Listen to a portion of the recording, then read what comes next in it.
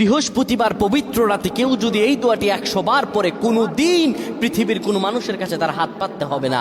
পৃথিবীর সব কিছু তার পায়ের নিচে আল্লাহ হাজির করে দিবেন।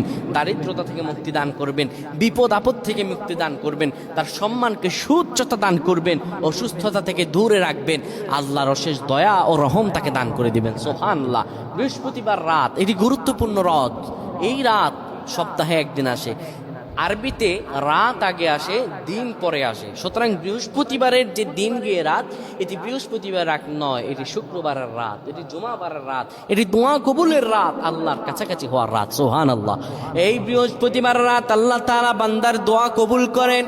কেউ যদি বৃহস্পতিবার রাতে ঈশা নামাজের পরে পবিত্র হয়ে ইয়া হাইয়ু ইয়া হাইয়ু ইয়া হাইয়ু ইয়া রফিয়ু ইয়া রফিয়ু ইয়া রফিয়ু এই দোয়াগুলো পড়তে পারে 100 বার, আল্লাহ রাব্বুল